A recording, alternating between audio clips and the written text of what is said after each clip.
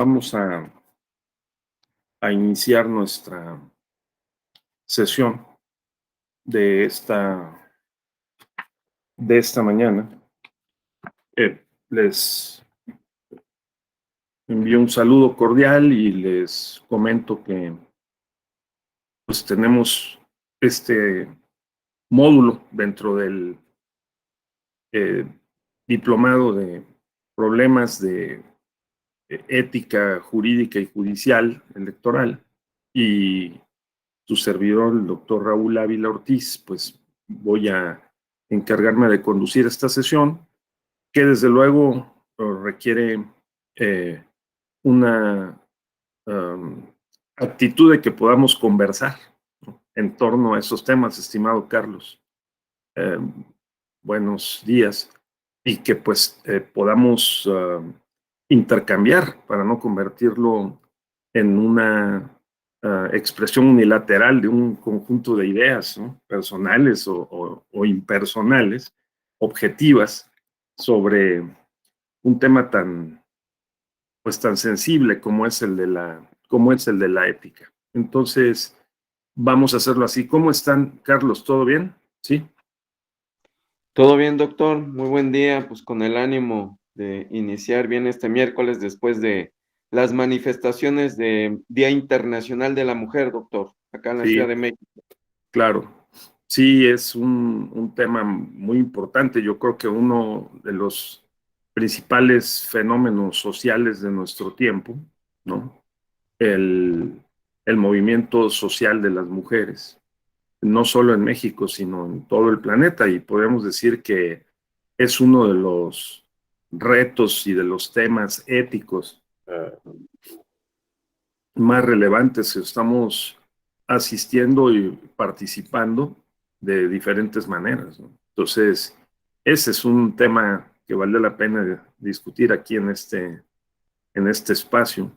Sí, sí, doctor, Sí, porque pues evidentemente implica valoraciones de orden ético, sobre todo por cómo los movimientos feministas han manifestado sus legítimas agendas y cómo por otro lado otros grupos con otros intereses quieren montarse en esas agendas para también alcanzar sus propios objetivos, y ahí viene un choque de la ética o de la falta de ética, estimado doctor. sí, sí, correcto. Muy Gracias. bien. Sí, sí, sí. Bueno, yo creo que podemos comenzar compartiendo algunas ideas en torno al tema que nos convoca, y luego vamos haciendo unas pausas para irlas discutiendo, ¿les parece? Así como por bloques o por segmentos, y eso nos puede dar un encuadramiento y un contexto de lo que vamos a ver. El tema de este módulo es, en síntesis, en 3 palabras, la ética electoral, ética digital electoral. Entonces, eso significa que hay que buscar, pues, qué podemos en principio entender por ética, luego por lo digital y lo electoral. Y creo que podemos tener claro que lo electoral, pues, tiene que ver con el ejercicio de los derechos eh, fundamentales, ¿no? A votar, ser votado, asociarse, afiliarse, desafiliarse a partidos políticos, acceder, ejercer y controlar los cargos de elección, a la información, acceso a la información, y especialmente la protección de los datos personales en la materia electoral. Y esto no en el ámbito ordinario, físico o presencial, sino en el ámbito digital, ¿no? Entonces, la dimensión digital que se está abriendo cada vez más a nuevos mundos, ¿no? A los llamados ahora metaversos, pluriversos, pues nos manda el mensaje, este módulo y este tema, de que debemos de tener cuidado, registro, atender esta temática y tener mucha sensibilidad y conciencia, información, conocimiento sobre esta dimensión de la interacción social. Hoy hay en cada disciplina de las ciencias sociales, pues una dimensión digital. Por ejemplo, hay sociología digital, o sea, los comportamientos en el ámbito digital. Un amigo muy apreciado y muy dedicado de manera muy profunda y especializada al tema digital, fíjate, Carlos, compañeras, ha acuñado el concepto de constitucionalismo digital. Es decir, ¿qué les parece? Constitucionalismo digital, ¿no? ¿Qué significará el constitucionalismo digital? ¿Verdad? Es probable que se trate de, pues, el estudio y el desarrollo de teorías, de conceptos que tienen que ver con la protección, la garantía, ¿no? El ejercicio de los derechos constitucionales en el mundo digital. O sea, ¿cómo podríamos explicar el constitucionalismo digital?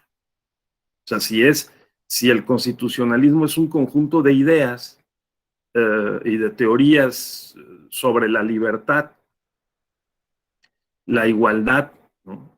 Y la justicia en una dimensión jurídica, ¿no? Pues, lo que dicen las constituciones para poder asegurar la libertad, la igualdad, la justicia, entonces el constitucionalismo digital tendría que ser referido a las libertades, la igualdad y la justicia en el ejercicio de los derechos en el mundo digital, ¿sí? Algo así, algo así. Un concepto que habrá que ver cómo se desarrolla. Entonces, para comenzar, yo les propongo en un tema tan específico y tan embrionario, ¿verdad?, que se está desarrollando, pues les propongo que sigamos una ruta que me voy a permitir proponer, una ruta pues convencional, que nos permita sobre todo llevar un cierto orden, una secuencia en nuestra conversación, ¿sí? Entonces, eso pretendo con este documento que voy a compartir con ustedes, ¿sí?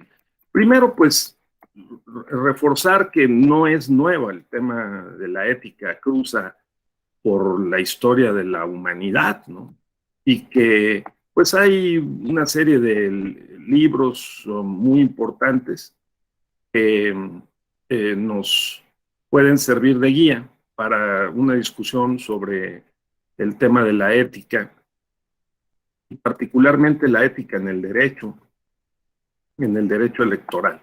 Allí puse algunos, ahorita los vamos a mencionar. Luego, pues, tener muy claro, yo considero, hemos comentado en otros diplomados, y yo creo que en este también lo hemos estado viendo, pues que hay una diferencia entre ética y moral. Pues la ética es digamos, la disciplina filosófica, una disciplina de la filosofía que estudia los comportamientos buenos y malos, se consideran buenos y malos para tomar decisiones, y esa bondad o maldad pues corresponde al dominio de la moral. Los retos de la ética general, aquí me gustaría que pudiéramos intercambiar sobre algunas preguntas, ¿no? Y algunos dilemas. Si las personas somos buenas o malas por naturaleza, o bivalentes, si podemos garantizar la moral jurídicamente, si sirven de algo los códigos de ética, ¿no?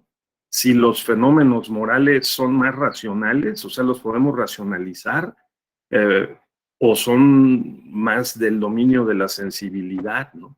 O son mixtos. Si podemos pensar que la moral es una, universal, o es local, contextual, ¿no? Luego, la ética en el mundo digital y las elecciones. Algunas malas prácticas, voy a citar un texto que nos ha compartido el doctor José Ramón Narváez, quien ha escrito una nota, un texto sobre este tema en particular, Y luego, si es posible hablar de un ciudadano digital responsable, si la ética y el derecho van a poder responder de manera efectiva a los retos que plantea los pluriversos digitales y qué papel podemos jugar nosotros que somos los usuarios de estos medios digitales en la defensa, la protección o la garantía de nuestros derechos en el mundo digital. Muy bien, si les parece, eso es lo que podemos hacer hoy en aproximadamente 1 hora y media. Bien, entonces, bueno, Aristóteles entiende que escribió la ética a Nicómaco en su tiempo, dedicada a su hijo, con un conjunto de preceptos para la vida buena. En torno a la vida buena, también recordemos que Cicerón, por ejemplo, también en su Tratado de la Amistad hizo toda una serie de prescripciones. El tema ético ha estado presente desde los albores de nuestra cultura occidental. Es un tema propio de los seres pensantes, de los seres sintientes, provistos de moralidad. Entonces, se dice que la moral es antes que el derecho, o bien que si el derecho regula algo, pues regula cuestiones de legitimidad de los comportamientos, de las conductas, y tiene necesariamente que ver, está íntimamente relacionado con el tema moral. Tenemos en la cultura política una obra capital, que es El Príncipe de Maquiavelo. También por el tiempo en que escribió Maquiavelo, también, pues ya San Agustín habría escrito antes, siglos antes, La Ciudad de Dios, que también tiene referencias a el comportamiento y el pensamiento moral en el ámbito de la religión cristiana católica. Entonces, quienes no se comportan conforme a cierto código o a un marco de referencia de valores son los no cristianos en el tiempo de San Agustín, y quienes sí, pues son los que tienen el derecho legítimo de vivir en la ciudad de Dios. La ciudad de Dios es un ámbito de convivencia en el cual se cumplen con los valores cristianos. Agustín fue un intenso pensador que debatió mucho sobre los valores cristianos, católicos, y de manera muy rígida, además, digamos, señalaba a quienes no se comportaban conforme a ese marco de valores, ¿sí? Hay diversos autores que han hecho esta reflexión. De hecho, el propio Martín Lutero, ¿no? A mediados del siglo XV, también al fijar en las puertas de la catedral de Nuremberg en Alemania y una serie de reclamos a la jerarquía eclesiástica de su tiempo, pues estaba también haciendo demandas de carácter ético por malos comportamientos morales, vamos a decir, malas prácticas, pues porque se vendían las indulgencias para lavar los pecados de los feligreses, ¿no? Entonces, la venta de las indulgencias, que es, bueno, te perdono, pero te cuesta una lana, ¿no? Pues indicaba un grado de descomposición de la propia jerarquía eclesiástica y de la organización religiosa. Entonces, Martín Lutero se rebeló a riesgo de su vida en contra de esas prácticas y dio origen al llamado movimiento de la Reforma Protestante, que fue a dar a la construcción y desarrollo de una rama muy vigorosa del cristianismo, que es el protestantismo. El protestantismo que precisamente propone valores alternos al catolicismo, aunque pertenezcan a un mismo tronco. Vean ustedes el problema de Rusia y Ucrania. en donde están enfrentados, entre otros factores, el cristianismo ortodoxo ruso frente al cristianismo católico, ¿de acuerdo? Porque el cristianismo ortodoxo ruso, que difiere del cristianismo católico en varios aspectos de ritual y de comportamiento, pues define una personalidad, aparte de los intereses que ya sabemos que hay por todos lados de carácter político o económico, pues define una personalidad. Vladimir Putin es ético, el que con base en ciertos valores o referentes morales religiosos, como el cristianismo ortodoxo, se tome la decisión de invadir, en este caso Ucrania, porque culturalmente se considera que Ucrania es el ombligo de la patria rusa, ¿no? ¿Es eso justificable, digamos?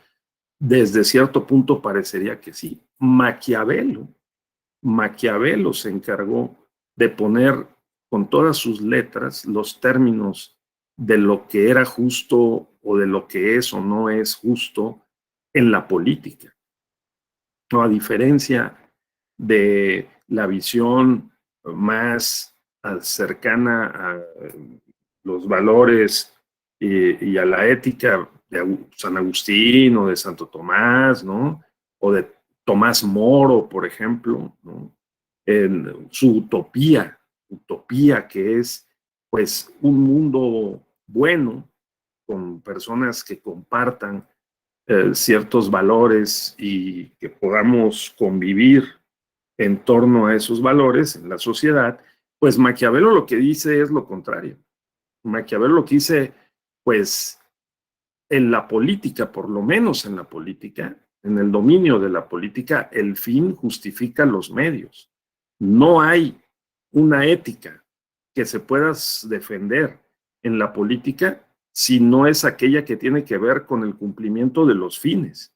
Desde esa perspectiva, por ejemplo, alguien podría decir que Vladimir Putin, está justificado, ¿no? Desde una perspectiva ética política, porque el objetivo de mantener unida a la nación o a la cultura, ¿no?, rusa, sobre todo considerando que en Kiev, en Ucrania, está el ombligo, el considerado ombligo, ¿no?, desde hace 8 siglos o casi 10 siglos, de la civilización, de la cultura, de la etnia también rusa.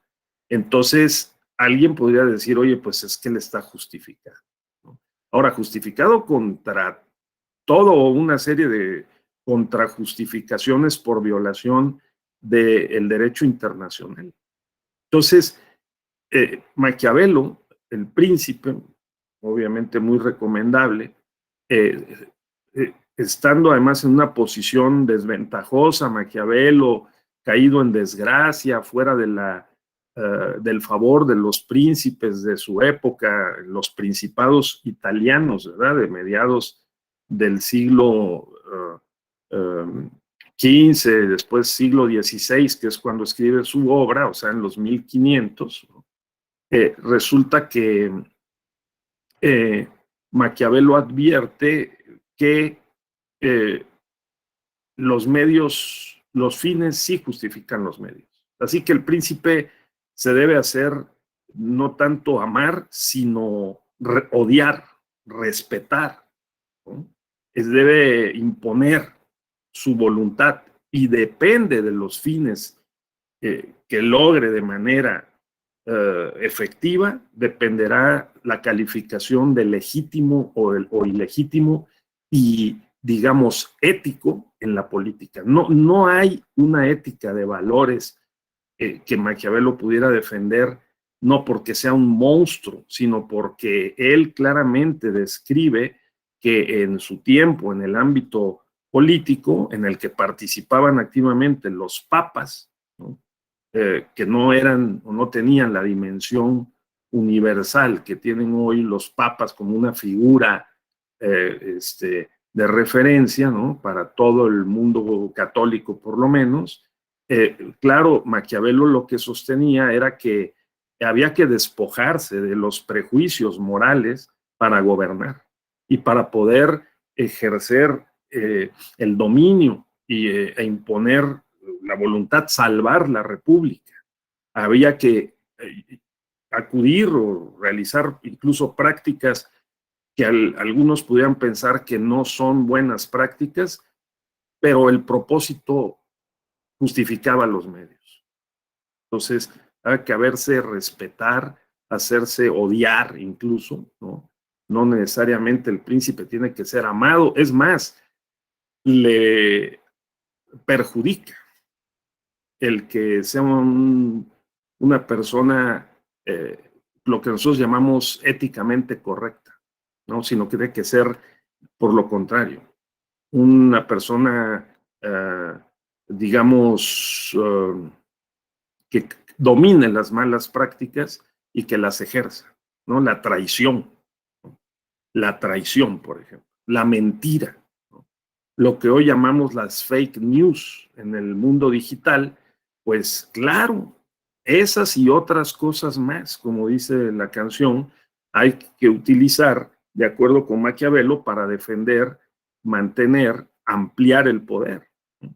El poder es la capacidad de aumentar la influencia en las relaciones sociales y políticas y de hacer que los demás se conduzcan y hagan lo que nosotros queramos conforme a determinados propósitos, aunque no quieran, aunque no quieran.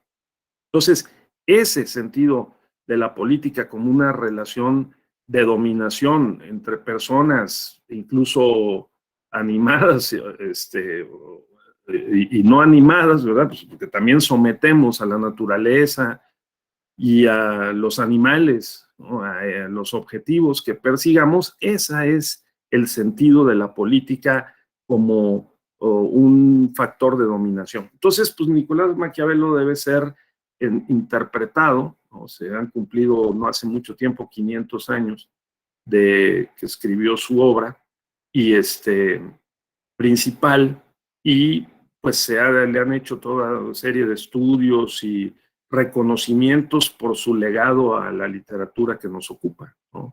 La ética en la política, la ética como el estudio de los comportamientos, vamos a decir, morales, de las buenas y malas prácticas en el ámbito político y en el ámbito electoral, ¿no? Entonces, eso es lo que nos ocupa en este diplomado en general y en particular en este módulo. Luego, pues, yo recuerdo un libro, fíjense ustedes, Diálogos en el Infierno, se lo recomiendo muchísimo. Es un libro más reciente, de Maurice Joly.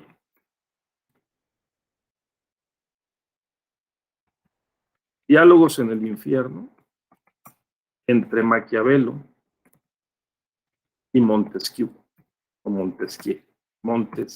¿Sí? Me parece que está en línea. Diálogos en el Infierno entre Maquiavelo y Montesquieu es un libro sensacional, muy fácil de leer.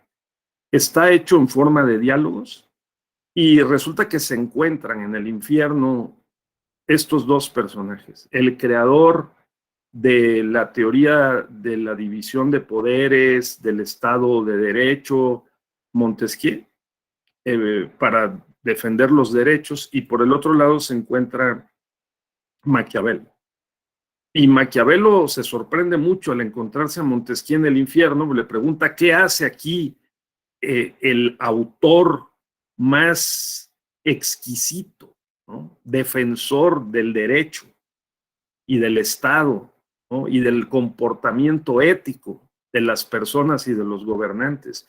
Pensé que tendría asegurado un lugar en el cielo y me lo encuentro en el infierno, ¿no? Así abre la obra de Maurice Joly, y Montesquieu le dice: a mí no me sorprende que estés aquí, Maquiavelo, porque este es el lugar al que siempre apuntaste y el que te mereces, ¿no?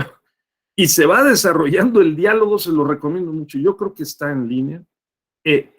porque van tocando diferentes temas. Maurice Joly, claro, es un autor del siglo XX, de origen francés, un tipo muy sensible para captar esto que recorre la historia política, jurídica y social, no solo del mundo occidental, pero en particular el mundo occidental, que es, digamos, la versión buena y la versión mala, las buenas y las malas prácticas políticas y electorales.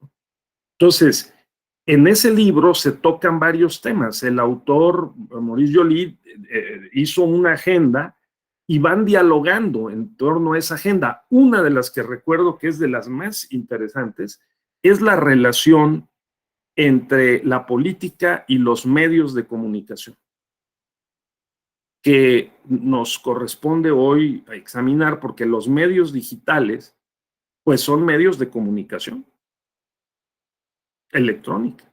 Las redes sociales, el internet, pues son medios de comunicación que están revolucionando nuestra forma de vida y de interacción.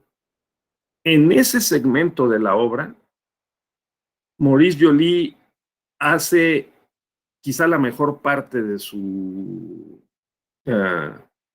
referencia al pensamiento de Maquiavelo y al pensamiento de Montesquieu, porque como Maquiavelo murió antes que Montesquieu, 2 o 3 siglos antes, ¿no? Entonces Montesquieu en esa parte de la obra dice: tú no estuviste presente en la tierra y en la observación de los fenómenos políticos para ver lo importante que son los medios de comunicación. Yo sí lo vi, le dice Montesquieu, a finales del siglo pues, XVIII, ¿no? Para que la opinión pública, le dice Montesquieu, detendría a personas como tú y tus villanos favoritos, que son o fueron los príncipes italianos que no tenían ninguna limitación moral, que tú alentaste además esas desproporciones morales y las malas prácticas en los príncipes de tu tiempo y hasta en el papa de tu tiempo, ¿sí? Pero tú no pudiste ver, Maquiavelo, el auge de los medios de comunicación, la prensa, en particular la prensa escrita, que en la Francia revolucionaria de finales del siglo XVIII condujo a controlar a los reyes, ¿no? E incluso en el extremo a llevarlos al cadalso. Recuerden ustedes que en Francia, pues los reyes fueron, les cortaron la cabeza, decapitados, ¿sí? Por sus desproporciones, sus malos manejos de los recursos y sus desplantes ante el pueblo. Entonces le dice Montesquieu, eso es lo que tú provocas, ¿no? Con tus escritos. Y le dice Maquiavelo, te equivocas una vez más.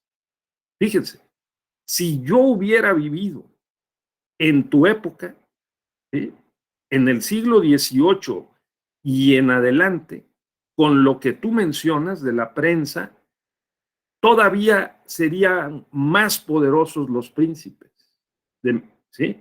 Porque con el uso de los medios de comunicación habría todavía utilizado, aprovechado, manipulado mejor a las personas, ¿sí? Con el uso de los medios de comunicación se me habría todavía facilitado el gobierno, porque en los medios de comunicación en realidad lo que hacen es modular, modelar y dirigir los pensamientos y las conductas de las personas. De tal suerte que todavía me la facilitarías más, reescribiría mi obra en los mismos términos, pero agregándole un instrumento más, que es la manipulación de las conciencias y de las mentes y las conductas. ¿De acuerdo? Entonces, eso nos remite a lo que está pasando hoy y al texto que voy a referir hacia el final de esta sesión, que nos ha compartido el doctor Narváez, José Ramón, ¿sí? Porque es eso mismo, ¿no? Pero ubicado en el siglo XXI, con los Big Data, ¿no? Y la operación de Cambridge Analytica. El uso de nuestros datos personales que nosotros mismos ponemos en Internet y en las redes sociales y que a través de la inteligencia artificial se usa en contra de nosotros.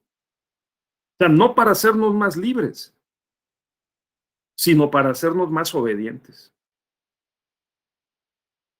Dejo ahí ese punto. Bien, no olviden esa obra, la van a disfrutar muchísimo. Diálogos en el infierno entre Maquiavelo y Montesquieu.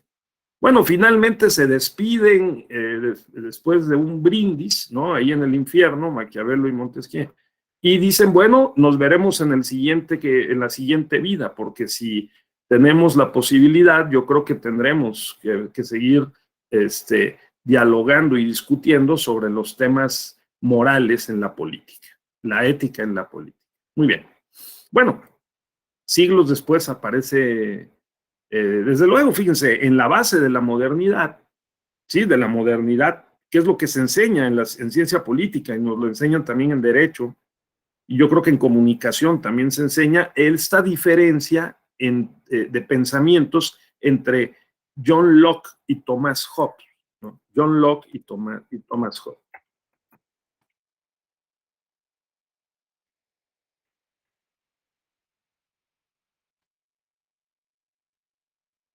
Estos dos personajes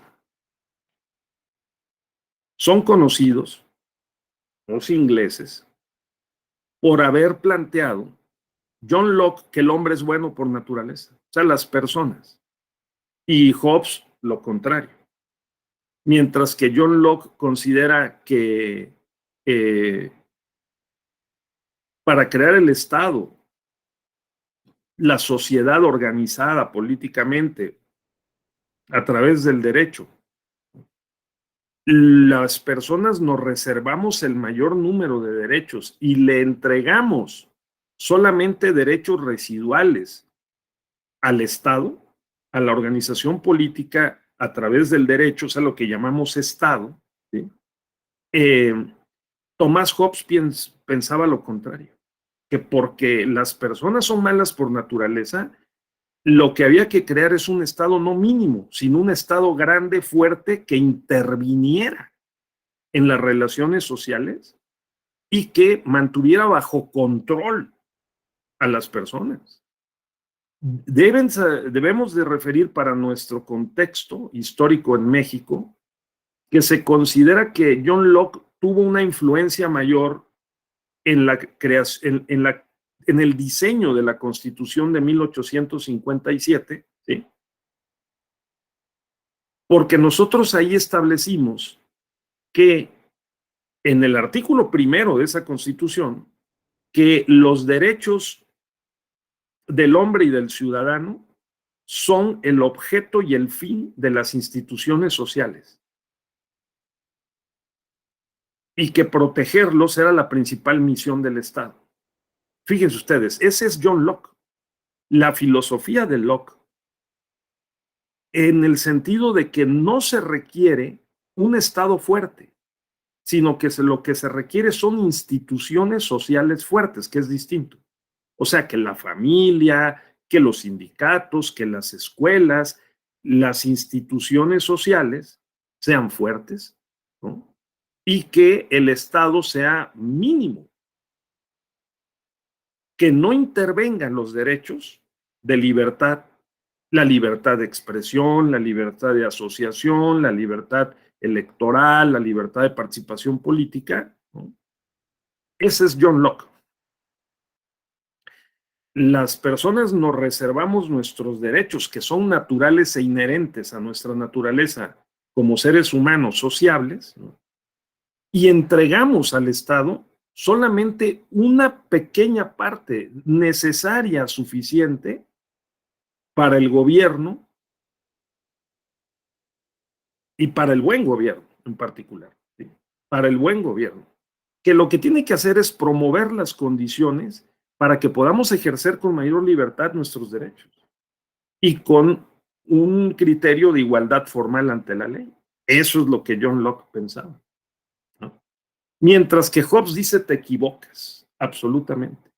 Por el contrario, Hobbes, partiendo de la idea de que las personas somos malas por naturaleza, egoístas, conflictivas, maximizadoras de nuestros propios intereses, decía, no, lo que se requiere es un Estado fuerte. Las personas, al crear el Estado por la vía del derecho y las constituciones, entregamos una parte importante de nuestra autonomía a ese ente ficticio, cultural, ¿verdad? Con base en instituciones que son prácticas reiteradas de conducta que hemos creado precisamente para que nos puedan gobernar e imponer, ¿sí? Lo que se entiende que son nuestras propias decisiones, nuestras preferencias, por la vía de las leyes, de las políticas de gobierno y poder conducir hacia determinados fines valiosos, pues hacia la unidad nacional, hacia el desarrollo, hacia el bienestar a la sociedad. Entonces Hobbes está más cerca, se ha dicho en México, de la fórmula que estuvo hasta 2011 presente, fíjense ustedes, en la Constitución mexicana de 1917. ¿Sí? Casi un siglo tuvimos la fórmula de que el Estado no reconoce, el Estado otorga los derechos y las garantías. ¿Sí? El Estado otorga, fíjense ustedes, ese es Tomás Hobbes. John Locke es el del reconocimiento de los derechos naturales, que se trasladan y se plasman en la Constitución. Tomás Hobbes es por el contrario. No. A ver, si nos vamos a organizar políticamente con base en el derecho, es porque la sociedad necesita orden. Y ese orden solamente puede ser factible si lo justificamos con una delegación de la autonomía, ¿sí? Y de la soberanía de la que somos titulares los ciudadanos, las personas, al Estado por la vía de la Constitución. De tal suerte que el gobierno, si tiene una misión, es precisamente la de intervenir en la vida de las personas. Tiene que regular esas relaciones sociales y políticas y no se debe abstener. Ojo, porque estas formulaciones clásicas siguen presentes hoy en plena cuarta revolución industrial digital, ¿no? Que es el tema que nos ocupa. Porque aquí la pregunta es si debe intervenir o no debe intervenir el Estado en las relaciones sociales y políticas en el mundo digital. Y hay otra vez estas dos posiciones, o quizá una intermedia, que es no debe intervenir, sí debe intervenir. O debe intervenir, pero solo cuando se justifique de manera especialmente razonada por el caso de que se trate. O sea, que de acuerdo con la literatura, tengamos presente estas dos posiciones, ¿de acuerdo? Locke y Hobbes. Porque, saben ustedes, la reforma constitucional en derechos humanos y justicia del año 2011 en México, que tanto mencionamos en nuestras clases y en la literatura académica, jurídica y politológica electoral, ¿no? En nuestro tiempo, en nuestros últimos 10 años, retoma el modelo lockeano de Locke, ¿sí? Que es, vean ustedes lo que dice ahora el artículo primero de la Constitución desde 2011. Lo que dice es que los derechos y sus garantías, ¿sí?, son reconocidas por el Estado. Quiere decir que estos derechos viven, laten en un espacio natural que es previo al Estado y al derecho. Y por lo tanto corresponden al ámbito de la moralidad de las personas, ¿no? Al ámbito de su conciencia y de su sentido común, de la libertad, de la igualdad entre las personas y de la fraternidad. Y que lo que hace el derecho es reconocerlo y organizar un conjunto de garantías para gestionar esos derechos. Ahora, esos derechos y esas garantías habría que trasladarlas a los pluriversos digitales, ¿no? Porque allí también se manifiesta esta necesidad de la regulación o no regulación o hasta cierto punto regulación del Estado. Entonces, 2011 parecería una recuperación del antiguo paradigma lockeano, o sea, de John Locke, de que hay que proteger esa bondad que corresponde a las personas en su ámbito natural de los derechos, que les son inherentes por el simple y esencial hecho de ser humanos, seres pensantes, dotados de un sentido ético, de conciencia, que no tienen los animales.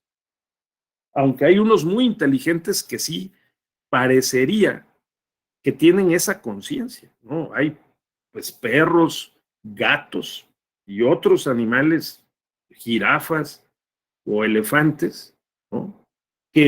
O delfines, que reflejan un grado de inteligencia. El documental sobre mi amigo el pulpo, por ejemplo, seguramente ya lo han de haber visto, mi amigo el pulpo, pues parecería que el pulpo se defiende del tiburón, ¿no? Y se hace amigo del hombre. O sea, puede haber algún grado de inteligencia, que hay comunicación entre los animales, una comunicación intencional, digamos, inteligente, para sobrevivir en un mundo cruel para ellos, ¿no? Un mundo salvaje del cual nosotros procedamos o no, pero tratamos de separarnos y de diferenciarnos, ¿no? Por lo cual la guerra es un acto totalmente antihumano y anticivilizatorio, ¿no? Pero entonces, 2011, John Locke parece estar de regreso en la Constitución y en las prácticas, en los discursos, en las leyes que nos estamos dando, ¿no? Y en esta materia electoral en la que estamos ubicados, pues parecería que la idea es precisamente que todas las instituciones electorales, del INE al tribunal o la Fiscalía Especializada, las características del voto universal, personal, secreto, intransferible, ¿no? Directo, todos están cargados con un sentido moral, porque eso es lo que consideramos bueno. No consideramos que el voto deba ser coaccionado, ¿no? Lo contrario de libre. No consideramos que el voto deba ser delegado. No le voy a dar a un tercero a que vaya y vote por mí. No, no ese es el sentido. El voto no es solamente para algunos, se entiende que es para todos. El derecho del sufragio, sí. Y así, ¿verdad? Las características del voto están basadas en la experiencia y en la práctica y la teoría de cómo podemos tomar mejores decisiones. Y entonces, de lo que se trata es que el formato del Estado, las garantías, la división de poderes, la justicia, los medios de impugnación, los códigos de ética, ¿no? Ayuden a que podamos nosotros mantener protegido ese ámbito de los derechos y que los podamos ejercer de mejor forma. Entonces, tengamos presente esta literatura porque nos muestra, nos enseña, nos transmite ciertas formas y prácticas para poder, digamos, entender mejor o conducirnos de manera consecuente, coherente en el mundo de lo político, electoral y lo jurídico. ¿De acuerdo? Sí. Hasta aquí habría algún comentario, alguna pregunta.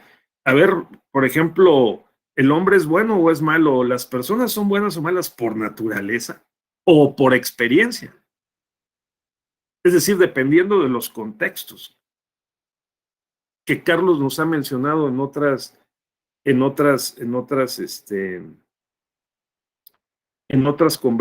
conversaciones que hemos tenido, ¿no, Carlos? Entonces, a ver, nada más de entrada en esta primera parte de nuestra conversación, fíjense la riqueza que hay en los textos. ¿sí? Pero hay que leerlos con este sentido, que van desde, repito, Aristóteles a Cicerón, a Agustín, Santo Tomás, ¿no? En la Edad Media, eh, Tomás Moro, ¿no? Y que se sigue en los orígenes de la modernidad, del mundo moderno, pues con Maquiavelo. Y luego la discusión entre Hobbes y Locke, también Montesquieu, también Rousseau, Juan Jacobo Rousseau, ¿verdad? La idea de que necesitamos que intervenga el Estado para poner orden, regular conductas de personas, seres pensantes y sintientes que solemos portarnos mal, ¿no? Portarnos mal, ya sea consciente o inconscientemente. Y eso, por lo que vamos a ver del texto que mencioné hace un rato del doctor Narváez, trasladémoslo al mundo digital, porque estamos enfrentados al mismo problema, ¿no? Donde la sala superior, la sala regional especializada, dice hay que dejar libres las redes sociales para la libertad de expresión, la operación de los medios digitales, porque es consustancial a la democracia. Si intervenimos y lo regulamos, entonces estamos limitando, restringiendo uno de los principales valores de la democracia, que es la discusión libre, ¿no? Entonces, a ver, Carlos, vamos a hacer un corte aquí y discutamos un poquito esta primera parte. Muy bien. Gracias, doctor. Buen miércoles, compañeras y compañeros. Pues mira, muy interesante lo que nos citas sobre estos diálogos entre Maquiavelo y Montesquieu. ¿Sí? Y ese encuentro en el infierno, pues sería en el Twitter de hoy, ¿no, doctor? Exactamente, sí, ese es el punto. Me lo... Oye, Carlos, sí, en el ciberespacio, ¿no? O sea, Sí, sí, efectivamente, ¿no? En Twitter, Facebook, Instagram. Pero bueno, en el Twitter ya ves como por su propia característica se presta mucho a esto, ¿no?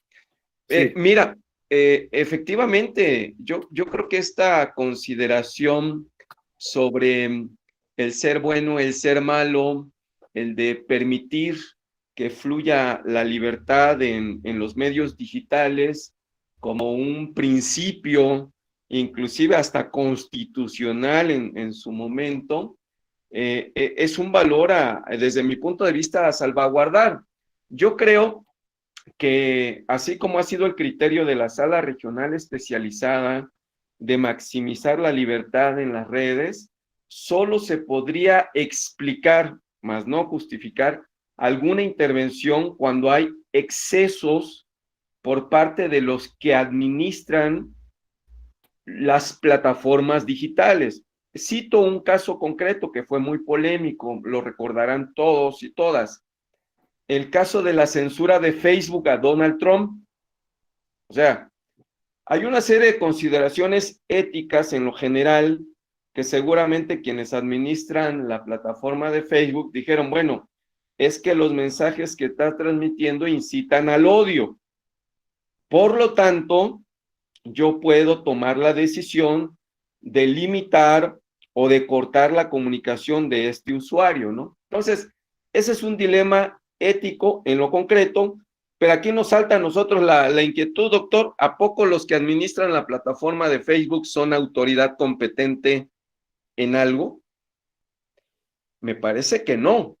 Son dueños, son propietarios privados de una red social, pero que deben estar regulados por una autoridad superior, la que sea la competente en la materia, y ellos serían los que finalmente tomaran esa decisión, no el administrador privado de esa red, de esa plataforma. Entonces, imagínense el escenario, así como nos lo plantea el doctor Raúl, de Montesquieu y Maquiavelo, disertando sobre esta coyuntura. ¿Se censura, no se censura? ¿Hay pragmatismo? ¿El fin justifica los medios? Es harto interesante, es muy enriquecedor que se abran estos espacios para la reflexión y construir de todos algunas conclusiones. No quiere decir que sea una receta, pero sí muy importante que entendamos que este ejercicio de las libertades debe ser consustancial a la naturaleza humana y que ese ejercicio no implique, como lo que se cita hoy de Ucrania, ¿no? Los legítimos derechos desde las distintas perspectivas que dicen, pues esto es lo bueno, esto es lo malo. Dice, todo es relativo, todo es absoluto, depende del contexto, depende de la circunstancia y depende de esta cualidad y calidad humanista que podamos imprimir en nuestras acciones. Es cuanto, doctor. Muchas gracias. Gracias, Carlos. Sí, muy, muy interesante lo que nos has compartido. Muy bien. Estaba yo viendo, ahorita doy la palabra con mucho gusto a Gabriela y a Lolja también, porque abrí en una página ahí, diálogo en el infierno entre Maquiavelo y Montesquieu, ¿no? Y dice, pues simplemente ahí el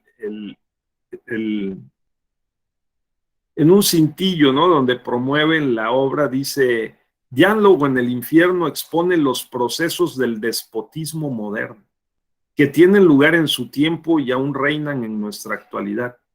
Vean esto, en vez de hacer el uso brutal de la fuerza contra la oposición, el Estado moderno debe crear su propia oposición. ¿Eh? Es muy importante. Crear su propia oposición, encerrarla en formas adecuadas y atraer a los descontentos. ¿De acuerdo? Entonces, estas técnicas, pues de manipulación propiamente, ¿sí?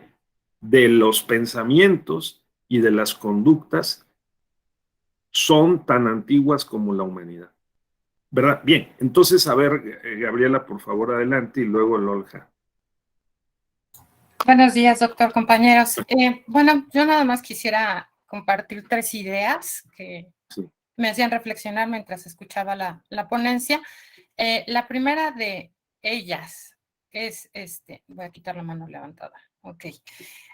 Pensaría en esta cuestión del bien y el mal como extremos de una misma categoría, ¿no? En ese sentido, bueno, pues sí, el reconocimiento de los derechos naturales inherentes a cada persona, pues contempla varios matices, ¿no? Que el mismo ente regulador que es el Estado debe ponderar, lo que me lleva a la segunda idea. Sabemos que la ponderación de los derechos no es absoluta, ¿no? Lo tenemos en casos quizás muy evidentes, como es el derecho a la vida, donde se pondera, bueno, ¿qué es primero, el derecho del no nacido o el derecho de la madre, ¿no? Entonces, en realidad, esto también requiere de un análisis que no puede ser maniqueo. Y pensaría con esta última intervención del compañero Carlos y de usted, doctor, en esta cuestión de los límites. Yo creo que sí hay límites necesarios. De hecho, la misma ley los ha impuesto, ¿no? En el sentido de que veamos este ejemplo del presidente Trump, como todo este discurso de odio, o la interpretación que se hizo del mismo por parte de la masa, llevó a la toma del Capitolio, ¿no? Cuestión que en tiempo real, yo recuerdo ese día como toda proporción guardada el de las Torres Gemelas, porque casualmente estaba viendo CNN en inglés y era, en el momento uno no tenía los suficientes elementos como para visualizar hasta dónde iba a llegar. O sea, lo único que estábamos viendo es que un montón de personas estaban entrando de manera violenta a este lugar y bueno, fueron momentos verdaderamente emblemáticos, ¿no? Y sí, tuvo una consecuencia. En el mundo digital también ha habido consecuencias, ¿no? Por ejemplo, la ley Olimpia. Entonces, pues no es posible que de repente en aras de esta libertad, ¿no? Enarbolándola, pues se lesione de esta manera tan grave, tan dolorosa la dignidad y la integridad de una persona, ¿no? Como fue el caso de esta chica. Entonces, sí, efectivamente es necesario una regulación, no porque dejamos de reconocer la bondad o no inherente al ser humano, sino porque precisamente la propia naturaleza refleja esos matices, y recordemos, el derecho regula la conducta externa. Entonces, cuando esa conducta externa lesiona y vulnera el derecho del otro, yo considero que sí debe de haber ciertos acotamientos. Digo, tampoco podemos verlo en el sentido tal vez demasiado estricto, ¿no? Donde, por ejemplo, ya las expresiones de cartones o de comedia política en algún sentido se están criminalizando, ¿no? Entonces, el debate es interesante y da para mucho. Muchísimas gracias. ¿Cómo no? ¿Cómo no? Muchas gracias, Gabriela. Muy buenos puntos. Sí, o sea que en la frontera entre la moral y la ética de un lado y lo jurídico y el derecho por el otro, pues tenemos las garantías que supone el reconocimiento escrito de los derechos y las formas de su defensa, ¿no? De su protección, empezando porque la propia ley, como bien mencionaba Gabriela, establece los límites. Del artículo primero al último artículo de la Constitución hay derechos, pero también hay límites a esos derechos, que van desde el interés público, los derechos de terceros, el tema de la propia vida privada de las personas, y eso no solamente corresponde a un criterio filosófico, ético, general, tipo imperativo categórico de Manuel Kant, ¿no? No le hagas a los demás lo que no quieres que te hagan a ti, o compórtate como si tu conducta fuera el paradigma universal a seguir, no, no, no haz en privado lo que harías en público, es decir, ¿no? Mantener un cierto esquema, no importa si te están calificando externamente o no. Ese tipo de imperativos que son producto también de la reflexión y de la experiencia acumulada de las sociedades, ¿verdad? Y de la política y de la reflexión humana. Sino que también, no solo eso, sino la práctica, lo que más incluso nos conviene, con un criterio pragmático, ¿no?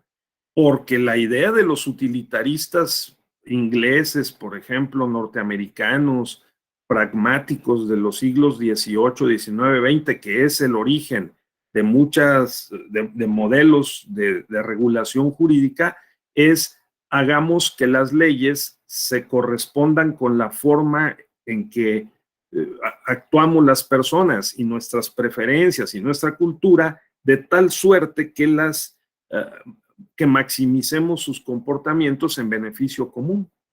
Para que nos vaya mejor, tengamos más bienestar el mayor número de personas, ¿no? Que es otro criterio también muy importante, ¿no? Entonces, muy bien, ahí vamos entendiendo que el derecho, como normas e instituciones, es una estructura jurídica, como dice nuestro artículo 3 de la Constitución, para lograr que los comportamientos sean, digamos, conducentes a lograr fines comunes, ¿sí? Bien, correcto. Y el régimen político, que es la democracia, ¿no? Fundado en el pluralismo, la división de poderes, los derechos, pues es precisamente este sentido que se traslada al mundo digital. De manera que muy bien, Gabriela, me parece muy correcto, ¿no? Que tengamos este sentido y que lo has dicho con toda claridad. Muchas gracias. Lorja, por favor, sí. Gracias, doctor, y compañeros y compañeras. Yo quería compartir un poco mis reflexiones a partir de lo que estábamos comentando de Locke y Hobbes, porque son ideas muy básicas, ¿no?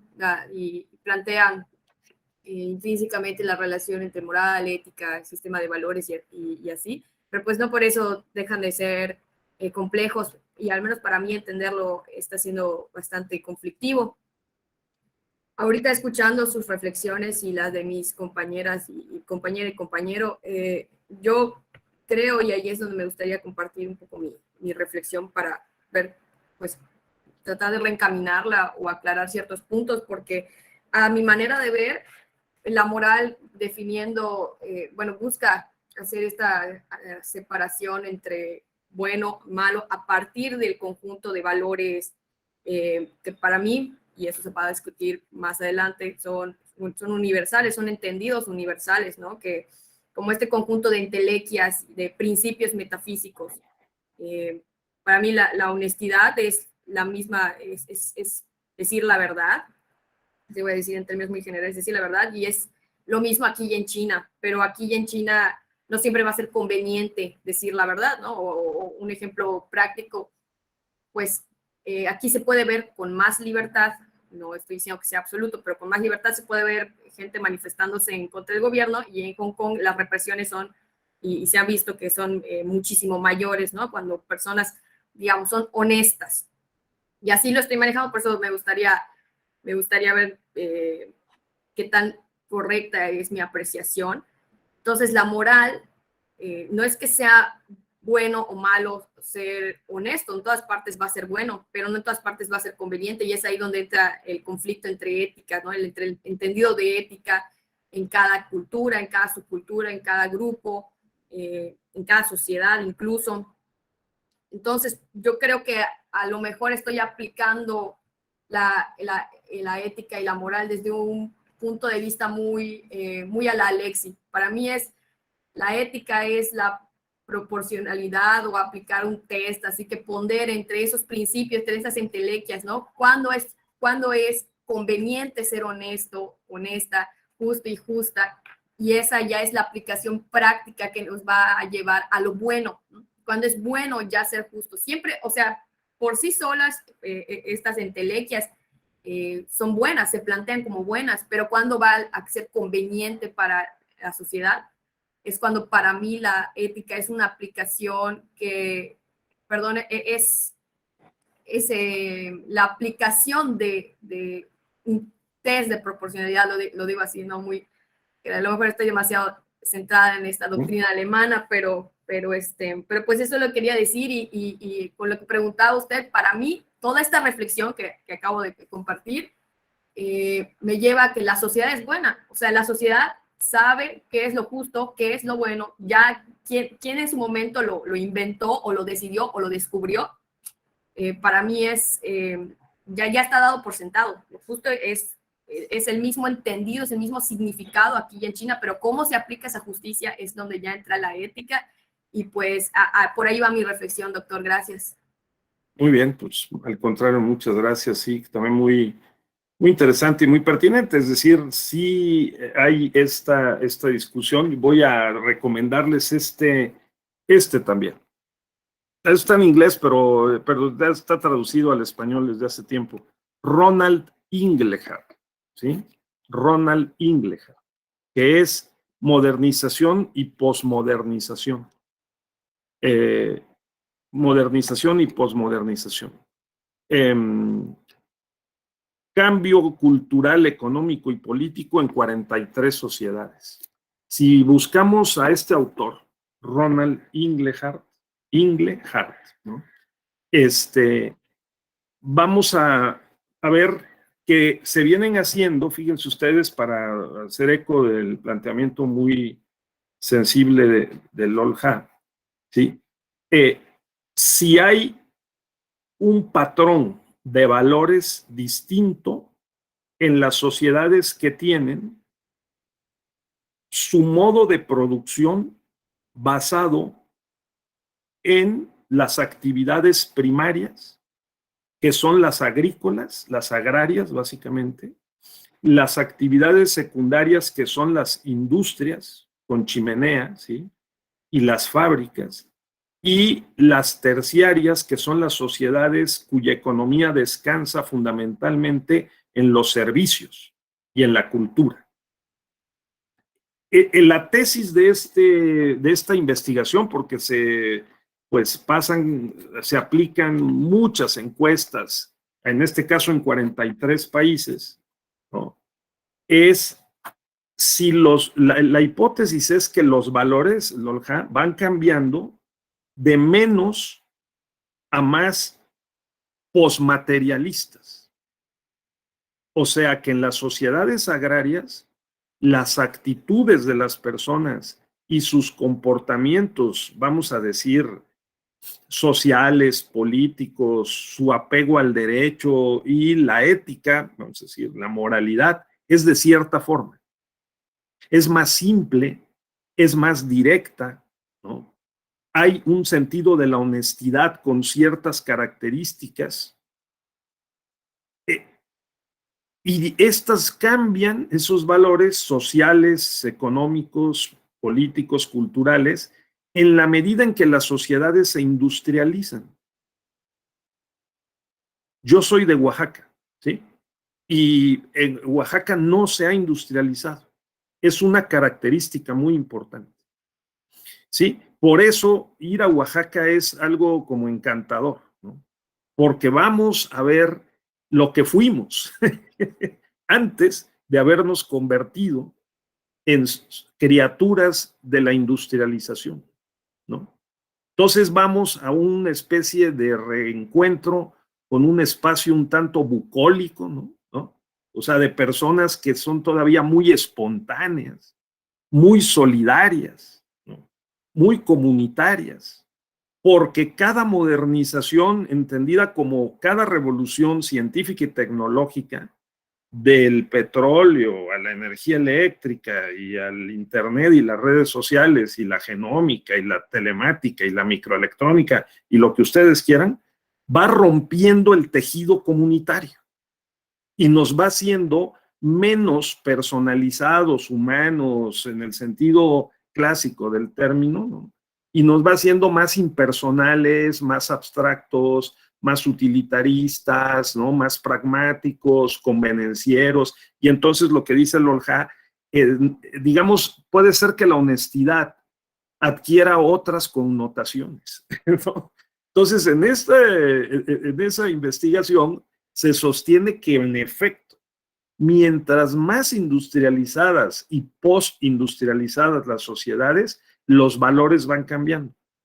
Y que sí es posible predecir que si industrializamos Oaxaca, ¿sí?, entonces lo que va a pasar es que las personas van a cambiar sus comportamientos, sus pensamientos y la forma de interacción. Eso me parece que pues, lo ha descrito, para eso dedicó su vida Max Weber en la sociología, ¿no? La sociología del estructural funcionalismo. Claro, hay una estructura y hay funciones que en toda sociedad alguien tiene que hacer, ¿no? Sea la más simple a la más compleja, sea en un pueblito de Oaxaca o en Nueva York. Alguien tiene que producir, alguien tiene que distribuir la producción, todos la vamos a consumir, alguien tiene que educar, alguien tiene que reproducir los patrones de conducta, alguien se encarga de cambiarlos, ¿no? Alguien se encarga de emprender, hay empresarios desde el pueblo más pequeño hasta la sociedad más compleja, y alguien tiene que escribir las reglas y se encarga de hacerlas cumplir. O sea, en todas las sociedades, de la más simple a la más compleja, hay Estado, o sea, gobierno. ¿Sí? Luego entonces, dicen estos autores, Ronald Inglehart y otros más, ¿no?, que teorizan, investigan la sociedad posmoderna en particular, que si cambian esos valores, la idea es que cambien para bien, no que cambien para hacerlos mal. Y sin embargo, digamos, lo que ellos destacan es que en las sociedades postmaterialistas o postindustriales o posmodernas hay un reencuentro con los valores del mundo agrario. ¿Cómo ven eso? Por ejemplo, ven ustedes en la Ciudad de México, que es la sociedad más vanguardista en derechos, es la sociedad que más protege a los grupos en situación de desventaja. Por ejemplo, el movimiento de las mujeres en la Ciudad de México es muy fuerte, lo vimos ayer. Muy fuerte. En Oaxaca no fue tan expresivo, ¿eh? Aunque también hay el fenómeno de los feminicidios muy presentes, pero en la Ciudad de México es muy notorio. Y las leyes, también las normas, reflejan esa demanda social y protegen mucho. Tienen un sentido protector, garantista y promotor de los derechos de las mujeres claramente diferenciado de otros estados de la República. O sea, de hecho, recuerden ustedes, la ley Robles, o sea, hace 15 años que se discutió en la Corte, ¿no? La suspensión del embarazo por razones económicas, ¿no? En la Ciudad de México, que ha sido, por cierto, una decisión en su momento para muchos estudiosos muy atinada, porque estabilizó el fenómeno brindando seguridad, hablando de ponderación, seguridad y salud a las personas, particularmente a las mujeres, quiero decir, ¿no? Entonces, bueno, eso. O el tema de los animales. En la Ciudad de México es un fenómeno de una sociedad posmaterialista, ¿no? Posmoderna. Animales o seres sintientes, ¿verdad? No pensantes, que en sociedades agrarias también forman parte de la familia, de manera natural. O sea, el gallo, el gato o el perro o el caballo son parte de la familia extendida. Entonces, bueno, este es otro ángulo. En la medida en que las sociedades pasan de una etapa a otra, de acuerdo con su modo de producción, cambian los pensamientos, las relaciones sociales y los comportamientos. Bueno, pues Marx lo dejó muy claro también, ¿no? Siglo XIX, vio la sociedad industrial y dijo, bueno, pues cambian los comportamientos, el derecho cambia la organización y política y adquiere cierta forma, ¿no? Y ciertos contenidos también. También entonces llamo a tenerlo presente porque la muy legítima pregunta que hacía el Olja, pues está ahí sobre la mesa. Que no hay un solo concepto de honestidad en el mundo, que es, por lo menos, digamos, decir la verdad o hacer ser leales o fieles en la correspondencia entre lo que pensamos y decimos, y en lo que pensamos, decimos y hacemos, ¿no? La verdad como correspondencia y como coherencia, ¿verdad? El mantener una cierta consistencia, digamos, o alto grado de, de secuencia, de coherencia en nuestros comportamientos, pensamientos y dichos, ¿no? Bueno, muy bien. Entonces, ahí vamos, ahí vamos. Este es un corte que hicimos y vamos a ver ahora, vamos a movernos hacia otros referentes, ¿sí?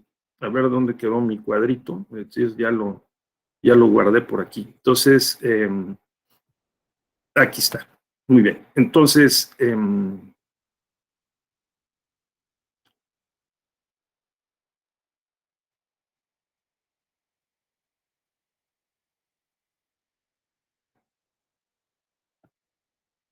voy.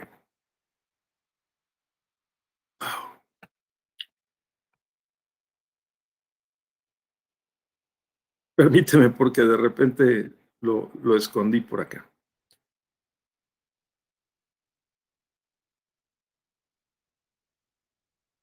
Sí, ahí voy.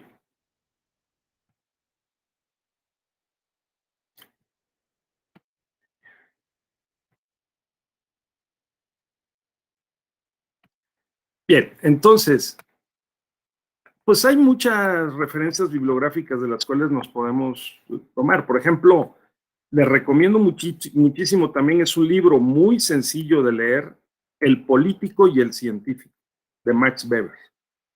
En El político y el científico, Max Weber enfrenta los valores del político, que están necesariamente interesados en la búsqueda de fines prácticos para influir sobre las personas y conducirlas colectivamente a determinados propósitos, y el científico, ¿no?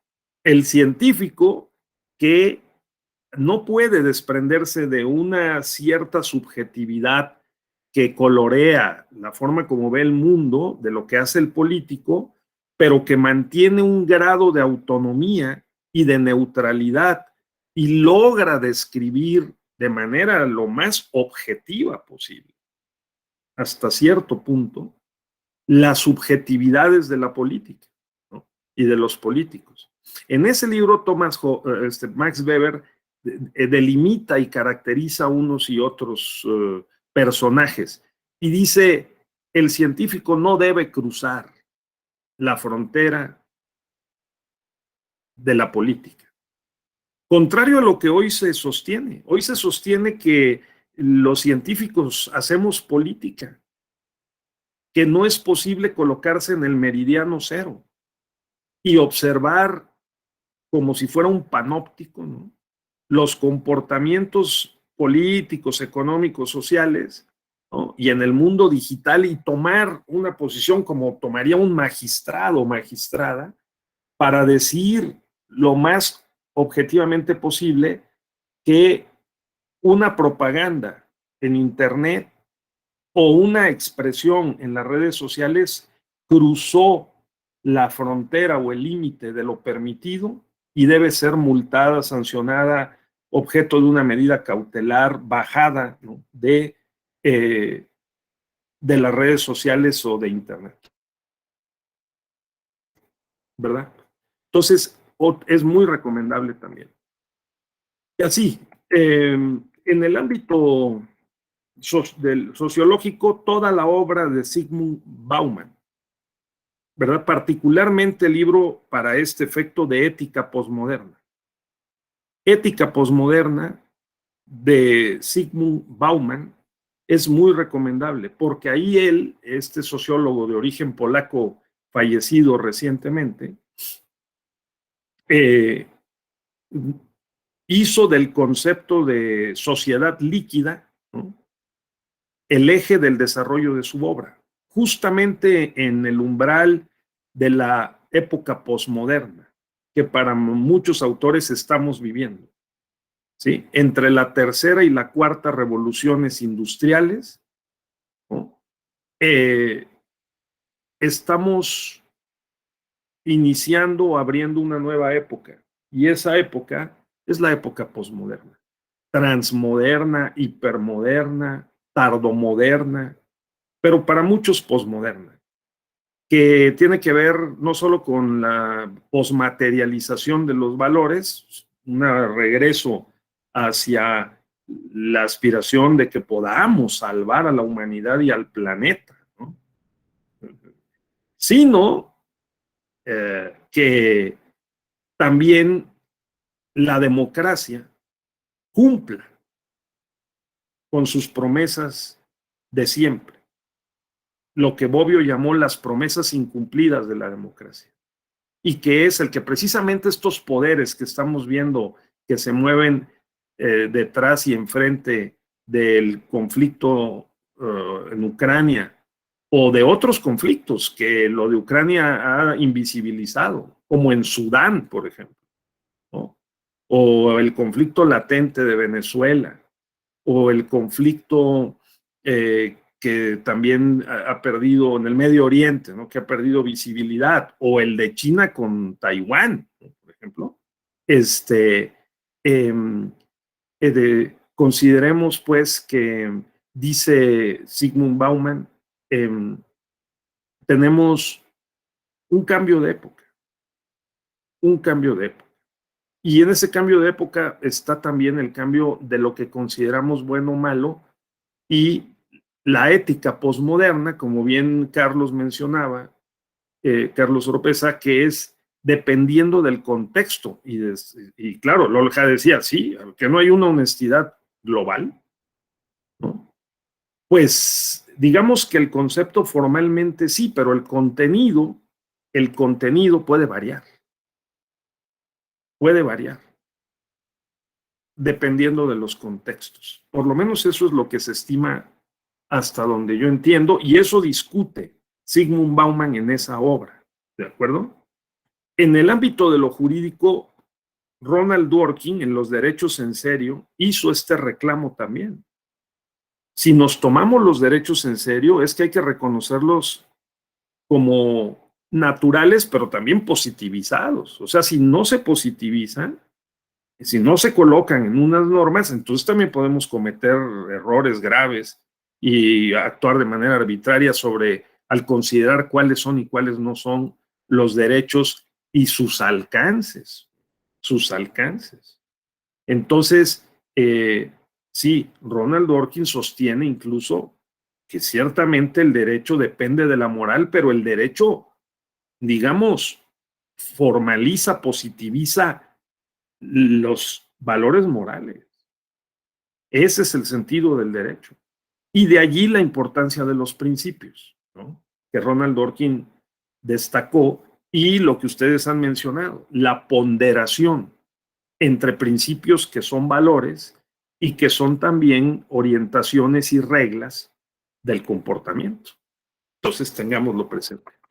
Avancemos hacia la parte que decía yo, que tenemos estas interrogantes que en parte hemos venido despejando, si somos buenos o malos por naturaleza, o bivalentes más bien, ¿no? Si la moral puede ser garantizada jurídicamente, pues a eso dedicó su obra Ronald Dworkin y dijo que sí, claro, y siempre habrá una respuesta correcta en la medida en que tengamos fundamentos argumentativos, que los argumentos sean los mejores y que racionalmente podamos estar de acuerdo con ellos, ¿no? En el estilo de como también lo plantearon en la teoría de la acción comunicativa Jürgen Habermas o en Verdad y Método George Gadamer, ¿no?, a los cuales leyó, por supuesto, Ronald Dworkin, particularmente a Gadamer, profesor de Habermas, ¿no?, para poder decir, sí, decir, en el contexto hay valores morales, ¿no?, que guían los pensamientos, las conductas y las normas. Así es. Recuerdo muchísimo, y me detengo aquí para destacar este aspecto, Lolhasi, y otros más, que alguna vez llevé a un amigo muy apreciado a mi pueblo, ¿no? Pues soy de un pueblo allá del Istmo oaxaqueño, y entró al mercado y salió un hombre muy racional, tipo alemán, ¿no? Salió impactado y me dijo: Raúl, acabo de vivir una experiencia que te la voy a contar porque no lo puedo creer. Bueno, pues a ver, ¿no? Entonces me dijo: mira, fíjate lo que me dijo. Fui a comprar un queso ahí adentro del mercado con una señora, pues vestida, pues, con su vestimenta, pues sus enaguas y su huipil y todo, y dice: miren, le pregunté cuánto cuesta el queso y me dijo: cuesta 20 pesos. ¿Sí? Entonces, acostumbrado a la racionalidad, ¿no?, de lo que estamos comentando aquí, de la maximización, dijo: bueno, permítame. Y le preguntó a la señora de junto, que también vendía quesos, ¿cuánto cuesta el queso? Le dijo: 20 pesos. Entonces él, con un sentido ético, dijo: bueno, le voy a comprar el queso a la señora que le pregunté primero. Regresó con la señora a la que le preguntó primero y le dijo: bueno, entonces deme 5 quesos. Le dijo: no, ahora cómpraselos a ella. ¿De acuerdo? O sea, eso podría dar respuesta a Lolja, ¿no? Es decir, la ética depende del contexto, la experiencia, y podemos irlas como infiriendo y, bueno, quiero decir, la moral depende del contexto, y la ética que estudia la moral, pues también puede aportarnos estos rasgos, ¿no? Porque fíjense, esta señora dijo: pues no me creíste, ¿no? O sea, dudaste de mi integridad al decirte que cuesta 20 pesos, pues ahora cómpraselos a ella, ¿no? Entonces, sacrificando ahí el valor, vamos a decir, de la conveniencia o de la ganancia o lo que tú quieras. Hay contextos así, ¿no?, en donde prevalecen más unos valores que otros. Bien, entonces, esta es un poco la idea que quería yo mencionar. Ahora, vamos en la parte final de nuestra conversación a hacer referencia a este texto que nos comparte el doctor José Ramón Narváez. Se llama Ética Electoral Digital.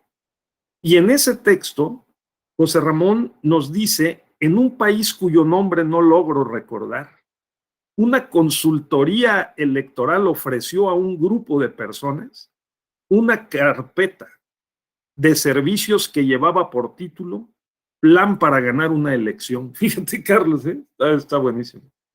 Plan para ganar una elección. En su contenido había una parte en la que le presupuestaban posibles multas y sanciones, para lo cual contemplaban una serie de estrategias litigiosas para superar los problemas legales. Todo estaba debidamente presupuestado: multas, servicios legales, ¿sí? Sobornos, ¿no? Gestión de información en redes sociales y medios masivos de comunicación, marketing electoral, gastos varios, etcétera. Resaltado en rojo hasta el final del presupuesto, ¿sí?, venía el costo total del cargo por elección que se obtendría al aceptar el convenio que pusieron sobre la mesa los consultores. O sea, los consultores dijeron, oye, te voy a llevar al triunfo, ¿sí? Vamos a hacer todas estas operaciones, incluidas las redes sociales, los bots, etcétera, ¿sí? Y te vamos a cobrar no solo con una cantidad, sino que los cargos que van a estar dependiendo de ti cuando ganes son estos, y por lo tanto van a estar a nuestra disposición. De tal manera que vamos a cobrarnos con esos cargos. Creo que recientemente en una alcaldía de la Ciudad de México se estaba discutiendo este tema. No me acuerdo en cuál, pero algo así se estaba discutiendo, ¿no? Resaltado en rojo hasta el final del presupuesto venía entonces el cargo por cada, ¿no? Cuánto vale cada cargo y con cuántos cargos se iba a pagar la consultoría. Dicho cargo contaba a su vez con un presupuesto y determinados puestos que tendría pues a disposición el consultor, ¿no?, que repondrían la inversión realizada en un lapso de 4 meses. El cargo duraría al menos 6 años, con lo que la ganancia estaba garantizada.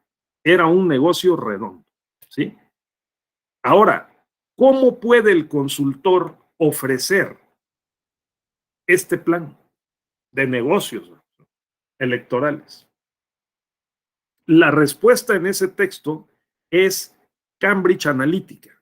O sea, es la inteligencia artificial, el uso de nuestros likes, ¿sí?, en Facebook, la interacción que tenemos en Twitter, la revelación de nuestras preferencias como consumidores, ¿no?, y de nuestras conversaciones, para poder extraerlas y con un programa informático avanzado, con base en inteligencia artificial, identificar, detectar y predecir lo que nosotros queremos. Eso fue lo que hizo Donald Trump en 2016 para ganar sobre Hillary Clinton, porque sus metadatos, ¿no?, y sus servicios de inteligencia electoral y política fueron más avanzados, o por lo menos los que los interpretaron y tomaron las decisiones fueron más precisos que los de Hillary Clinton. ¿De acuerdo? Porque detectaron en sus supercomputadoras y programas de cómputo, sus esquemas de inteligencia artificial, que había unos electores que estaban descontentos con el Tratado de Libre Comercio, México, Estados Unidos, Canadá, y que eran electores de cierta edad, trabajadores que se quedaron sin empleo porque esas fábricas o esos servicios migraron a México, porque la mano de obra es más barata en el Bajío y en el norte de México, y ellos que se dedicaban en Detroit y en otros lugares, en Chicago y en otros lugares cerca de Pittsburgh, ¿no?, el ensamblaje y el trabajo vinculado a las automotrices, ¿verdad?, que es una de las principales industrias en Norteamérica. y que le rinde reporta muchas utilidades a las firmas transnacionales México, Estados Unidos, o sea, toda la industria automotriz, pues entonces esos votantes estaban inconformes y Trump los fue a ver. Porque, claro, porque su estrategia político-electoral basada en inteligencia artificial detectó esa inconformidad y ganó. Recuerden ustedes que Hillary Clinton tuvo 2,5 millones de votos más que Trump y sin embargo Trump perdió. Lo cual 4 años después Trump reclamó porque bajo la misma lógica él consideró que le robaron la elección. Sí, porque claro, porque le aplicaron la misma, le aplicaron la misma. Ahora al revés, ¿no?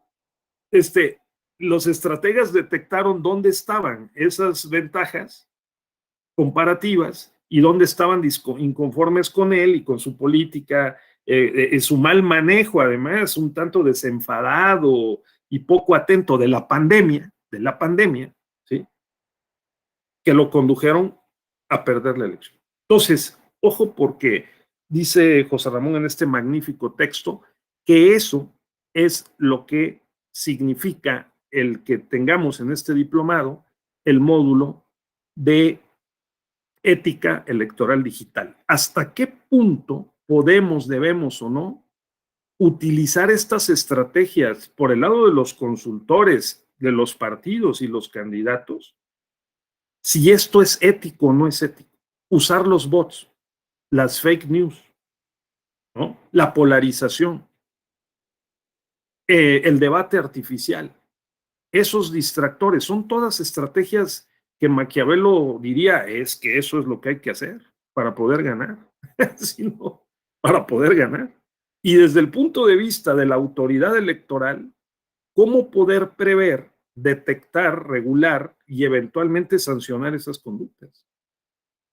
¿No? Entonces, la conclusión en este sentido es, número uno, que tengamos mucho cuidado, dice los que saben, ¿no?, con el manejo de nuestra información digital. Segundo, pues, que debemos de tener presente esta cultura político-electoral digital, porque claro, desde donde estemos actuando como profesores, alumnos, pues periodistas que hoy somos todos, ¿no?, con el uso de las redes sociales, o como autoridad electoral, servidor público, persona libre, ¿no?, de artista, creador, somos todos. Cuidemos estos aspectos y tengamos presente que ha avanzado tanto también la inteligencia humana que se ha convertido en inteligencia artificial, ¿no?, para prever esquemas que ya traen cargadas ciertos patrones de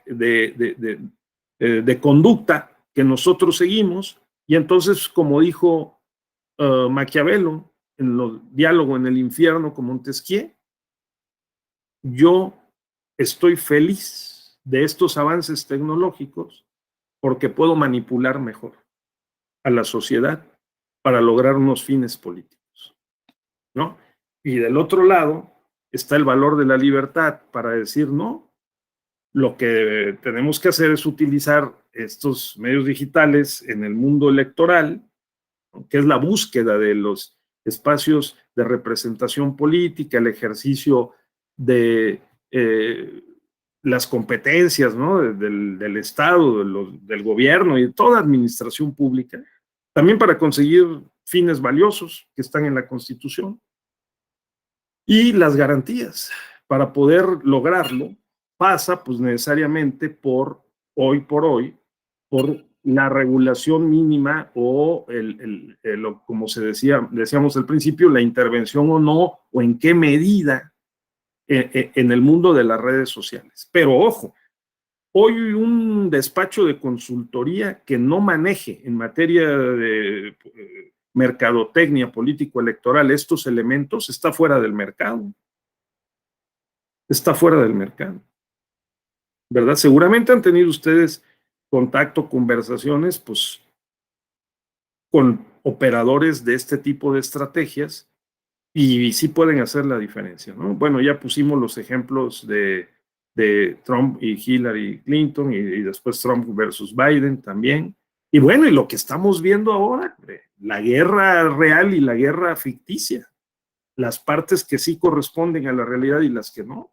En el tema de Ucrania no sabemos bien a bien qué está pasando. Nos pueden pasar unas imágenes y corresponden y otras que no corresponden, ¿no? Bueno, no insistiré con eso, sino que más bien dejaré una ronda final para que ustedes puedan externar sus apreciaciones sobre esta dimensión, ¿no? Recuerden ustedes que hasta Cambridge Analytica, ya lo hemos comentado, Carlos, fue pues propiamente expulsada de México en 2018, porque estaba comenzando precisamente a establecer contratos con diferentes actores políticos para poder desarrollar estrategias propias de digamos, de la política digital electoral, ¿no? Para poder conducirnos a las urnas, a votar en cierto sentido, en 2018. Muy bien.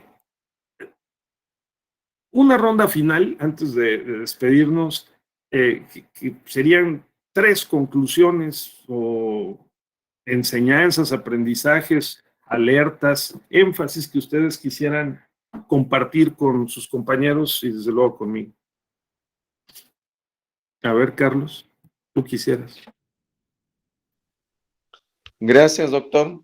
Pues muy enriquecedora la sesión de hoy.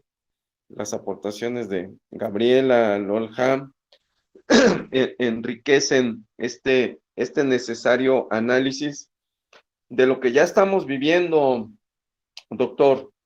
Estamos en un contexto que efectivamente, si bien es cierto, Cambridge Analytica ha sido señalada, esto no quiere decir que haya otros actores del mundo de la mercadotecnia política que estén replicando estos usos y costumbres, o diría yo, malos usos, ¿no? Porque la consideración ética, ojo, en la mercadotecnia política también es importante. O sea, esta idea de atribuirle a Maquiavelo este pragmatismo que justifica todo por un fin, pues ha demostrado efectividad en algunos casos, pero una efectividad muy cuestionada, doctor, compañeras y compañeros. O sea, el hecho de que Trump haya ganado a Hillary Clinton por una serie de distorsiones del propio sistema político electoral estadounidense, donde no te da el triunfo la cantidad de votos de los ciudadanos, sino te da el triunfo la cantidad de votos del colegio electoral, en el caso de Estados Unidos, ¿no? O sea, muy clarito, los ciudadanos le otorgaron 2 millones de votos más a la señora Clinton que a Donald Trump, pero por el sistema de colegio electoral gana el voto del colegio electoral. Entonces, esa sugerencia, esa asesoría que le dan a sus propios consultores a Trump, lo llevan a la presidencia, pero se la aplican en el proceso pasado por parte de la campaña de Biden, y ahora sí que le dieron taza y media de su propio chocolate, ¿no? Sí. Pero vean cuál es la conducta de Trump ahora, doctor, compañeras y compañeros. Se está colgando del tema de Ucrania para empezar a trabajar su electorado potencial, porque parece ser que tiene la intención de volverse a postular. Claro. Y entonces quiere aprovecharse de esta circunstancia que está sucediendo mucho más allá de las fronteras de Estados Unidos y sugiere que se haga lo mismo con México, así como bajita la mano. Y a lo mejor él no lo haría, pero sabe que puede ganar muchos electores y sus asesores se lo están diciendo. Todo ese electorado que sigue molesto con la participación de México en el TEMEC ahora, en el nuevo Tratado de Libre Comercio, pues le está generando a él y a sus asesores esa estrategia de buscar criticar a nuestro país, aplicar una política de racismo que sabe que a él le puede generar votos, ¿no? Entonces, ¿hasta dónde es ético para estos asesores en mercadotecnia política valerse de marrullerías, de trampas, de sobornos, de intentar manipular resolutivos de las autoridades en materia electoral? Pues esa frontera la establece quien contrata los servicios, quien desarrolla la asesoría, pero sobre todo, quienes decidimos con nuestro voto. Y eso es muy importante. Por un lado, Cambridge Analytica y otras corporaciones que se dedican a la inteligencia artificial, a los metadatos, a esta visión de revisar nuestra privacidad en redes sociales, también nosotros la podemos combatir y enfrentar, doctor. También podemos tener una vida virtual donde que mandemos un mensaje, pero que a lo mejor ese no es el mensaje real. Y entonces ahí hay un juego muy interesante de éticas y de prácticas. Entonces a lo mejor yo en mi perfil quiero mostrar una idea, pero que en los hechos no representa mi interés. Claro. Y entonces voto en otro sentido. Entonces, esto, doctor, me ha parecido muy interesante. Te agradezco la exposición y muy bien. los comentarios de las compañeras. Es cuanto, gracias. Claro, gracias, Carlos. A ver, Lolja, por favor, y luego Lisbeth Galindo. Sí, gracias, doctor. La verdad es que quería agradecer la anécdota que nos compartió de su amigo en el mercado. Y me hace mucho, me causa mucho gusto escucharlo porque yo soy de Yucatán, tiene su casa, y aquí he trabajado varios años en las comunidades mayas, y también veo este choque que tienen las personas externas a la comunidad de ver cuál es la aplicación de la ética, ¿no? Y ahí igual me gustaría rectificar un poquito mi postura, que a lo mejor no la expuse bien hace ratito, pero para mí lo moral es universal. Lo que es diverso es la forma en la que se aplica, ¿no? La ética y estos sistemas de valores que a veces son la moral universal, pero ampliada o explicada de otra forma desde la perspectiva de comunidades originarias, pueblos en Europa, en Latinoamérica, en donde sea, ¿no? Entonces, de su anécdota yo rescato mucho, pues, a final de cuentas, estas mujeres que estaban dando el precio de los quesos le pusieron un precio justo, lo que dentro de su concepción, bueno, de la concepción universal es lo justo, ¿no? Al trabajo, a los materiales, etcétera.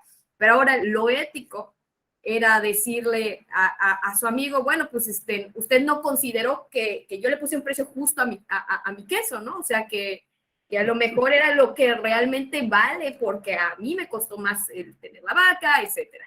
Entonces, me agrada mucho conocer cómo también esto es un shock para las demás personas, porque nos damos cuenta de que nuestro sistema de ética no es el único, y de que incluso comunidades indígenas son generadoras de sistemas de ética válidos, y esto ya hablando desde una perspectiva más de la epistemología, ¿no? O sea, qué tan verdadero, qué tan comprobable puede ser ese conocimiento sobre ética.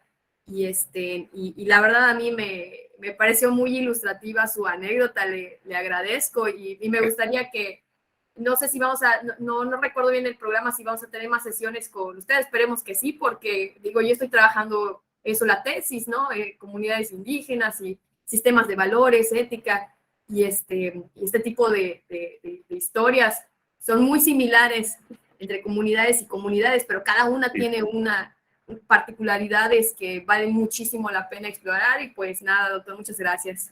No, al contrario, gracias a Lolja, con mucho gusto. Bien, Lisbeth, por favor, adelante. Sí, gracias, doctor, y gracias a los compañeros por ampliar esta visión. También nuestro doctor, muchas gracias por lo que nos comparte. Y bueno, pienso que la ética para la política es muy particular, es una ética muy, muy especial porque pues el gran fin que se persigue en este ambiente es y será siempre el poder. Entonces, pues es por eso que la política siempre será un escenario de contienda, un escenario de confrontación.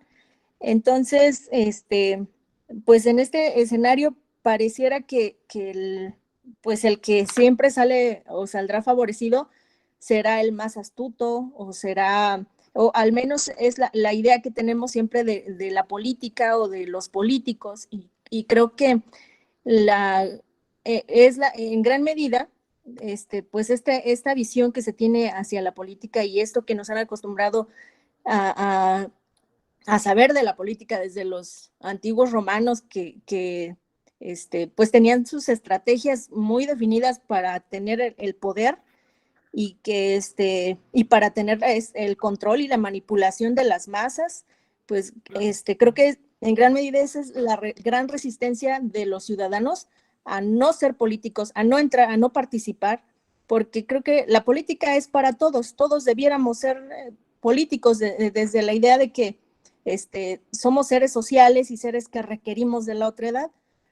Y pero entonces en esta visión o en relación entre la ética y la política, pareciera que para la política se requiere una ética especial en donde a veces para las personas vemos a un candidato y a veces a las personas eligen al que consideran más astuto, no necesariamente al que pueda ser más ético, sino tal vez al que sea, que tenga más colmillo o que tenga más malicia para defender los intereses, ¿no? Y hay una situación muy interesante porque vemos a los políticos parecer, o quieren parecer, en este escenario quieren parecer, o todo el mundo queremos parecer éticos, todo el mundo queremos parecer que nos portamos bien o que nos comportamos con los estándares que la sociedad visualiza como virtuosos, pero que en general es como para disfrazar un interés personal, o no sé si me doy a entender que sí, claramente. disfrazo el interés de los demás, pero en realidad es un interés personal. Entonces, la ética en la política es algo muy, muy particular y ahora las redes sociales son una herramienta que igual polariza, que sí es benéfica y por supuesto que da muchas bondades porque es la inclusión de la sociedad, de los jóvenes hacia los intereses que pertenecen a la sociedad, pero pues igual es muy interesante, ¿no? Sí, cómo No sé no. qué opinan. Claramente, no, pues de eso se trata justamente, ¿no? O sea, no hay más que la verdad como correspondencia, la verdad como coherencia, la verdad como consenso, más o menos extendido, ¿no? Y pues en esas nos movemos, con esas coordenadas, en el mundo presencial o en el mundo virtual, y en la materia o no electoral. En este caso, pues hay ciertas prácticas que debo decir que lamentablemente, desde una perspectiva moral y desde una perspectiva ética, son reprobables, pero son efectivas, como dijo Maquiavelo. Y el caso es que hay personas que pueden ganar, fíjense, una elección y después hacer un gran gobierno. O sea que también nosotros como observadores, no porque compartamos una u otro tipo de estrategia, pero sí tenerlo presente para cualquier efecto, cualquier papel o rol que juguemos, pues sí tenerlo presente. Lo que sí es importante, creo yo, es ser conscientes de que estas estrategias digitales hoy en materia electoral, pues están operando. Las consultorías, mercadotecnia, despachos, viven en parte de eso. Y nosotros lo podemos considerar que no es ético, pero lo hacen. Y la pregunta está, ¿dónde está la sanción? Si hay alguna.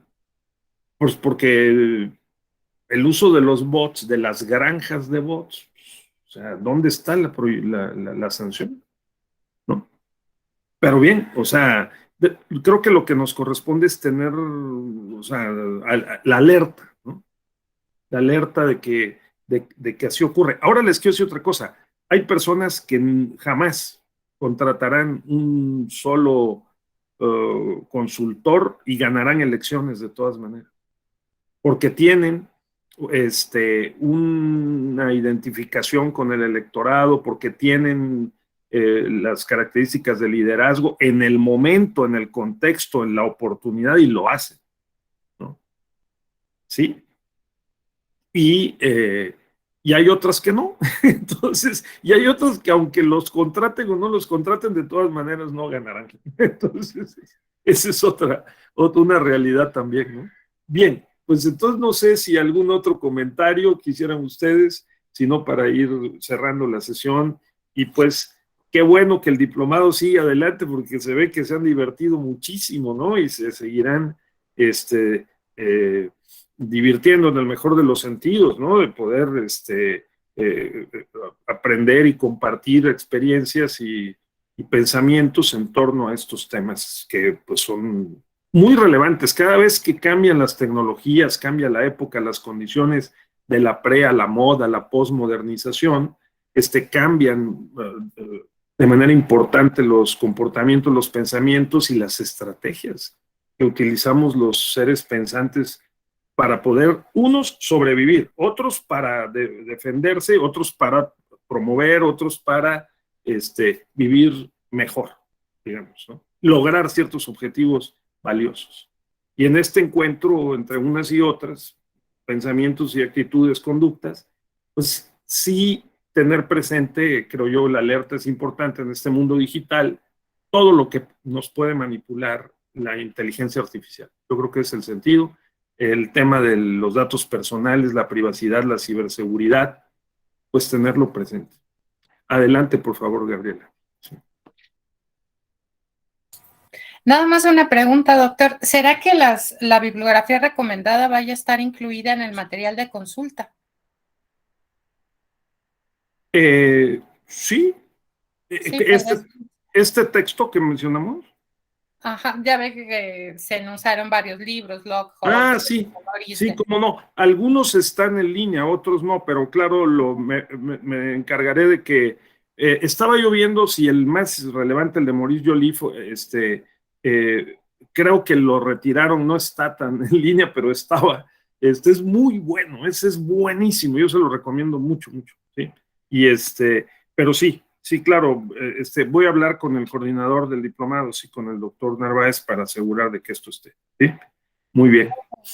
Bueno, pues cuídense mucho y nos vemos pronto, ¿eh? Muchas gracias. Muchas gracias. Adiós. Doctor, Carlos, nos vemos, Dolja, que esté muy bien. Doctor Raúl. Sí.